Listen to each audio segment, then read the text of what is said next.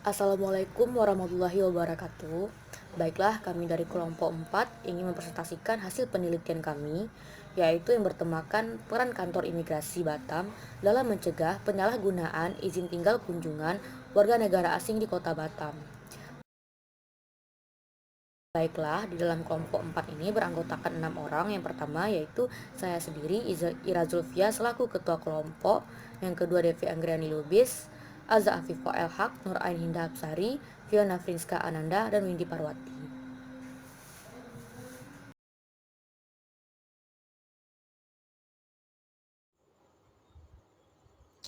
Indonesia merupakan negara maritim yang terdiri dari banyak pulau.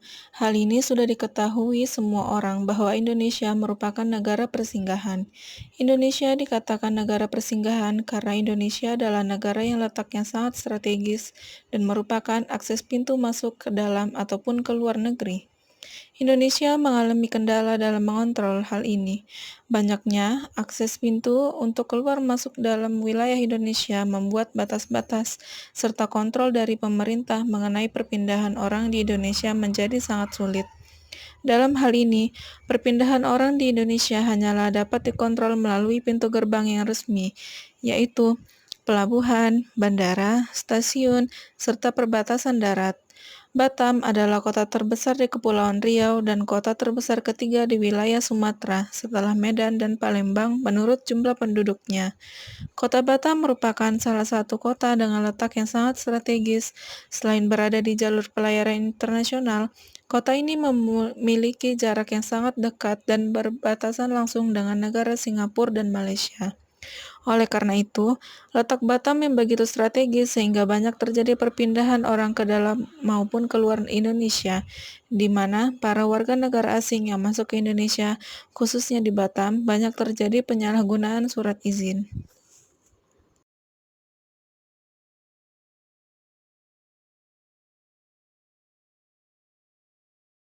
Izin tinggal kunjungan merupakan jenis-jenis dari izin tinggal sebagaimana diatur dalam Undang-Undang Nomor 6 Tahun 2011 tentang Keimigrasian. Pasal 48 ayat 1, setiap orang asing yang berada di wilayah Indonesia wajib memiliki izin tinggal.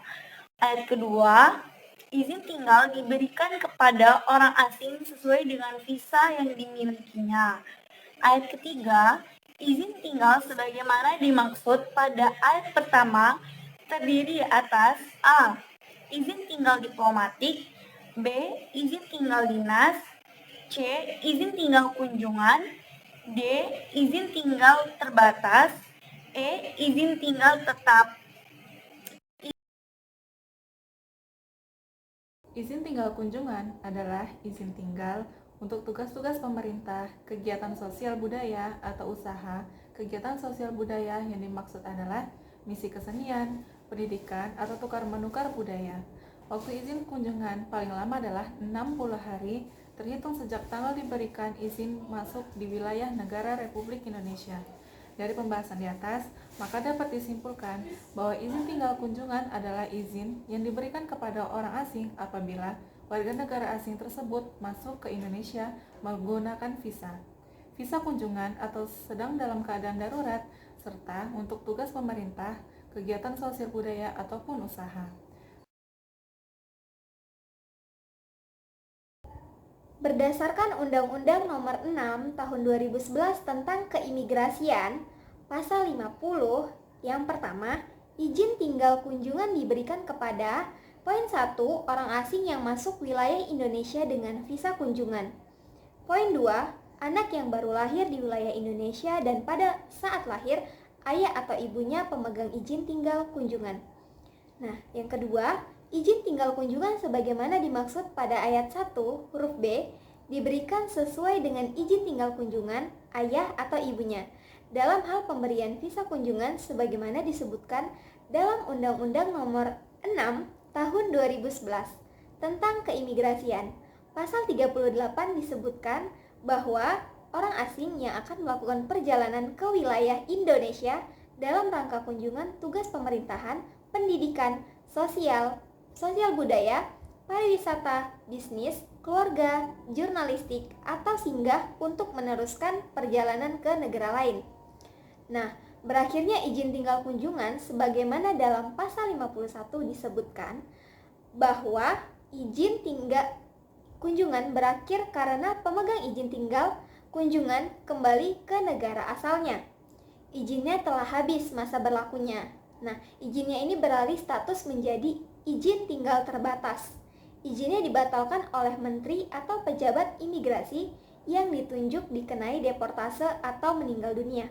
Nah, apa aja sih jenis pelanggaran yang terkait dengan izin tinggal kunjungan yang ada di Indonesia?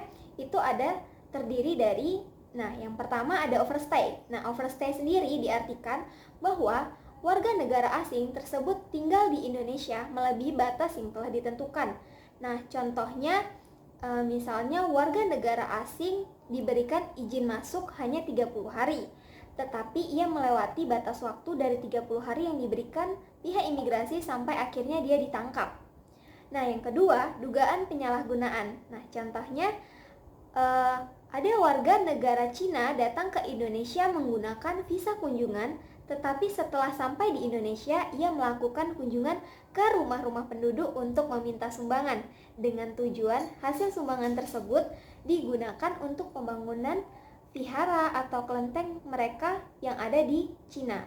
Nah, di antara dua jenis pelanggaran di atas yang sering terjadi di Kota Batam, yaitu jenis pelanggaran overstay.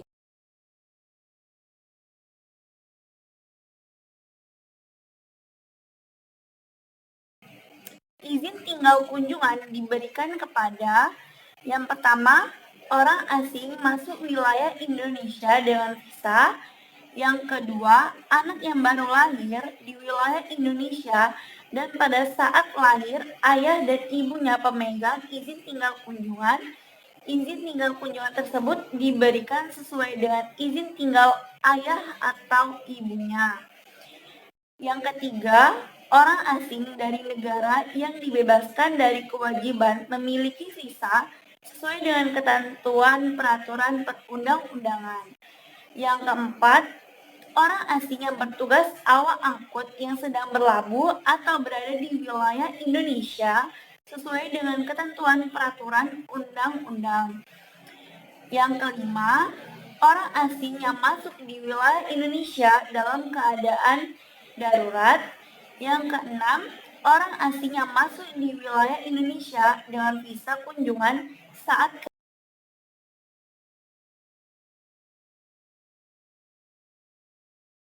Baiklah, saya akan menjelaskan apa itu Sistem Informasi Manajemen Keimigrasian. Sistem Informasi Manajemen Keimigrasian yaitu menggunakan teknologi komputer yang cara kerjanya menggunakan sistem online. Bentuk pengawasannya, jikalau ada seseorang yang tiba di Indonesia, baik di pelabuhan, di bandara, orang tersebut akan secara otomatis terdaftar namanya, tercapture mukanya, terscan sidik jarinya di database keimigrasian.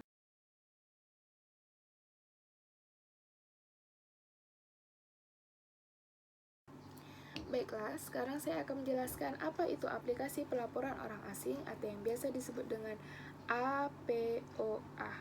Aplikasi pelaporan orang asing adalah aplikasi yang berbasis online sehingga membantu proses pelaporan, pengawasan, keberadaan orang asing di wilayah kerja kantor imigrasi menjadi lebih cepat dan mudah. Aplikasi pelaporan orang asing dapat diakses melalui website yaitu www.imigrasi.go.id. Baiklah, selanjutnya saya akan menjelaskan tindakan apa yang dilakukan jika terjadinya pelanggaran. Penyelesaian mengenai permasalahan hukum penyalahgunaan visa kunjungan, pihak imigrasi mengikuti Undang-Undang Nomor 6 Tahun 2018 tentang keimigrasian dengan kaitannya dengan penyelesaian hukum terhadap orang asing yang menyalahgunakan izin keimigrasian. Dilakukannya sesudah terjadi atau terbukti adanya penyalahgunaan keimigrasian.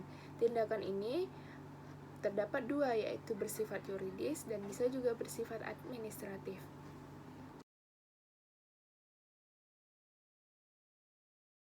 Kendala imigrasi dalam mencegah penyalahgunaan izin tinggal kunjungan warga negara asing yaitu yang pertama luas wilayah.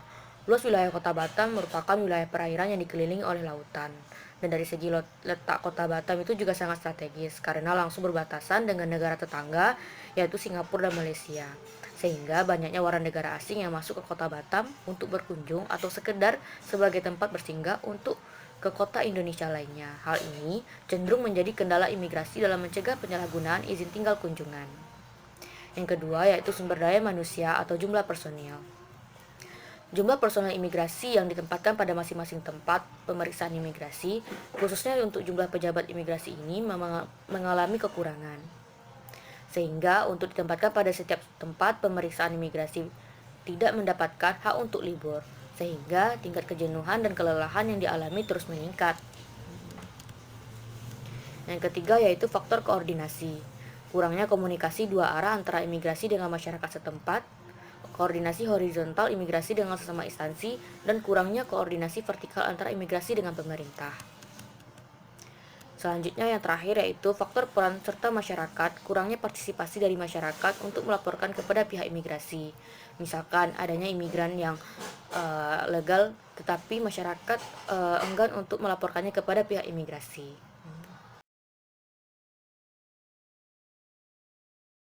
Upaya-upaya yang dilakukan kantor imigrasi dalam pencegahan penyalahgunaan warga negara asing yang telah berada di Kota Batam yaitu yang pertama, sosialisasi keimigrasian. Yang kedua, pembentukan tim PORA yaitu tim pengawasan orang asing. Dan yang ketiga, meningkatkan fungsi SIMKIM yaitu Sistem Informasi Manajemen Keimigrasian.